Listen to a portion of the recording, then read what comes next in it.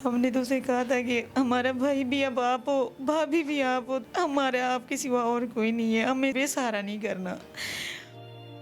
माँ, ये कुरान पाक में लेकर आए हो, इसी को देखो, हमारे साथ चलो, आपके सिवा हमारा और कोई नहीं है। मैं कुरान पाक लेकर गया, मम्मा को कहा मम्मा इस कुरान पाक का वास्ता आप वापस आ जाएं।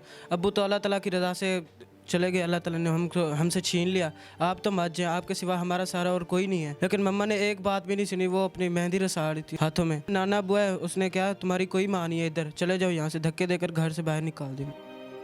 अस्सलाम वालेकुम नाज़रीन व सामाइन, डिजिटल रंग के प्लेटफार्म से शुएब हसन आपसे मुखातिब है। आज हम मौजूद हैं ऐसे 5 बच्चों के पास जिनके वालिद गिरामी को लेन देन के सिलसिले में कत्ल कर दिया जाता है और वो बच्चे यतीम हो जाते हैं। वालिद के कत्ल के 7-8 माह बाद उनकी वालदा दूसरी शादी की तरफ चली जाती हैं और इन बच्चों को बेयारो मददगार छोड़कर वो दूसरी शादी कर लेती हैं। तो हैरान कुन बात यह है कि जब उनकी रस्म हिना चल रही होती है तो बड़ा बेटा कुरान मजीद लेकर जाता है कि माँ, आपको इस कलाम पाक का वास्ता है, आप हमें छोड़कर मत जाइए, आपके सिवा हमारा कोई सहारा नहीं है, हम किसके सहारे रहेंगे। उस बच्चे को धक्के मारकर बाहर निकाल दिया जाता है और उन बच्चों की कफालत की जिम्मेदारी उनकी फुफ्फो पर आ जाती है। और इस दौर में आपको पता है कि हालात इतने कठिन हैं कि बंदा अपने अखराजात बर्दाश्त नहीं कर सकता। और 5 बच्चों की परवरिश एक खातून बगैर शादी के कैसे करती है, किस तरह से घर का गुजर बसर चल रहा है, बच्चों की परवरिश किस तरह कर रही है, जानते हैं उन्हीं से ये हालात। अस्सलाम वालेकुम। वालेकुम सलाम। जी बहन, बताइएगा, ये 5 बच्चे आपके साथ खड़े हैं, इनकी परवरिश आप करती हैं, आपने बताया कि आपने शादी भी नहीं की इनके लिए, तो किस तरह से आप गुजर बसर करती हैं, कैसे इनका खाना पूरा करती हैं? भाई बहुत मुश्किल है, बहुत ज़्यादा मेरे लिए मुश्किल समय। लोगों के घरों में काम करती हूँ, वहाँ से बचा खुटा उनका जो खाना होता है वो ले आती हूँ। 3-3 दिन की बची हुई रोटी जो होती है वो मैं इन बच्चों को मिर्चें, पानी में मिर्चें डाल के वो देती हूँ, लेकिन ये खाते नहीं है, रो रो के ये सो जाते हैं। कारखाने से भी काम उठाती हूँ, वो भी करती हूँ, लेकिन मुश्किल, गुजारा नहीं कर सकती, मेरे लिए बहुत मुश्किल हो गया। तो आप क्या मसलन किस तरह से आपकी जो भाभी हैं वो आपको छोड़कर चली गईं आपके भाई के कत्ल के बाद, क्या क्या सारा आपने उनको रोका नहीं या उन्होंने आपको बताया नहीं, क्या सीन हुआ? भाई वो हमें बता कर नहीं गई थी, हमें इसने कहा था कि मैं अपनी बहन के घर जा रही हूँ मिलने के लिए, 2-3 दिन के बाद आ जाऊँगी। हमने तो उसे कहा था कि हमारा भाई भी अब आप हो, भाभी भी आप हो, तो हमारे आपके सिवा और कोई नहीं है, हमें बेसहारा नहीं करना। और मैंने भी भाभी से कहा था कि भाभी मैं आपका साथ दूंगी ज़िंदगी भर, इन बच्चों को कभी किसी चीज़ की कमी-पेशी नहीं होने देंगे, दोनों बहनें मिल के इनका सामना करेंगे दुनिया का।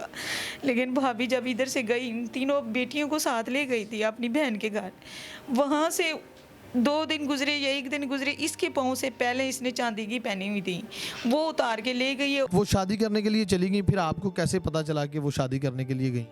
इनके नाना वो हमारे पास आते हैं, उसकी शादी से पहले कोई 3 के 4 दिन पहले हमारे पास आते हैं कि मैंने अपनी बेटी की शादी कर दी है, ये आप अपने बच्चे संभालें, मेरी माँ को कहते हैं, ये आपकी निशानी है और आप संभालें, खबरदार आज के बाद इनको हमारे घर नहीं आने देना। तो वो दिन गया, आज का दिन आया, कभी किसी ने कोई हाथ नहीं दिया। 4 दिन 5 दिन गुजरे तो भाभी फिर वापसी अपने माँ बाप के घर आ गई, आमो सामने हमारे घर था। अपने माँ बाप के घर वापस आ गए तो सुनने में मिला कि उसकी शादी हो रही है।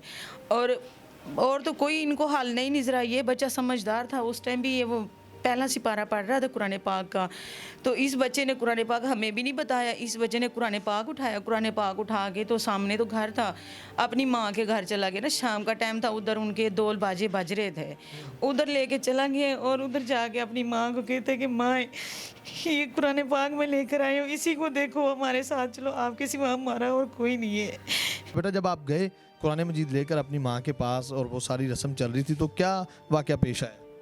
मैं कुरान पाक लेकर गया, मम्मा को कहा मम्मा इस कुरान पाक का वास्ता आप वापस आ जाएं। अब्बू तो अल्लाह ताला की रज़ा से चले गए, अल्लाह ताला ने हमसे छीन लिया। आप तो मत जाएं, आपके सिवा हमारा सारा और कोई नहीं है।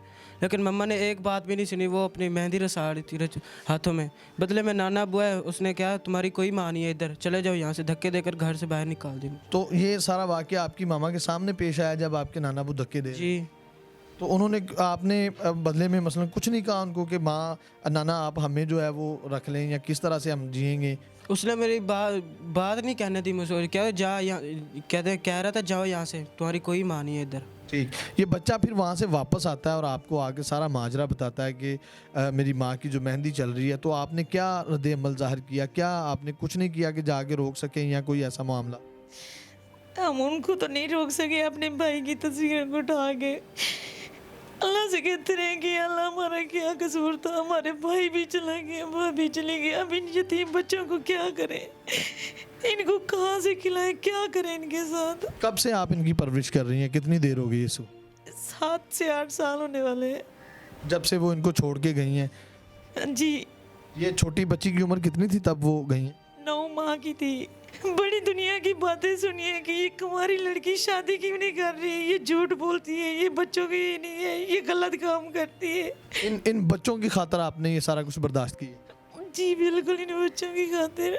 अब आप क्या अपील करना चाहती हैं, आप क्या चाहती हैं? मैं ये चाहती हूँ कि इन बच्चों का अच्छा मुस्तकबिल हो, इनको 2 टाइम का अच्छा खाना मिले, जो कि मैं नहीं दे सकती ताज़ा खाना। ये सारा सारा दिन बच्ची सिसकती रहती है कि मम्मा मुझे 5 रुपए दे दे, सब बच्चे चीज़ें खा रहे, लेकिन मेरे पास नहीं होते, मैं नहीं देती। 200-150 रुपये मुझे डेली का मिलता है, उससे मैं क्या करूँ भाई? मकान का किराया दूँ, बिजली के बिल दूँ, ये इन बच्चों का पेट पालूँ, मैं क्या करूँ? ये घर जहाँ आप रह रही हैं, ये किराए पे कितना किराया है इसका? 12,000 इसका किराया है और 2 महीने का मैंने किराया देना है। सुबह सुबह डेली मालिक मकान आ जाते, कहते हैं सामान निकालो यहाँ से, तुम लोग किराया नहीं दे रहे, निकालो यहाँ से। मैं नहीं कर सकती पूरी अब।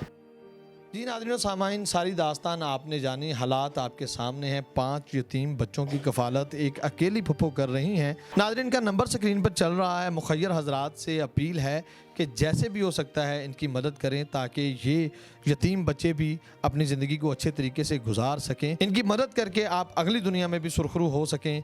कमेंट सेक्शन में अपनी राय से ज़रूर आगाह कीजिएगा। अपने मेज़बान को दीजिए इजाज़त। अल्लाह हाफिज़।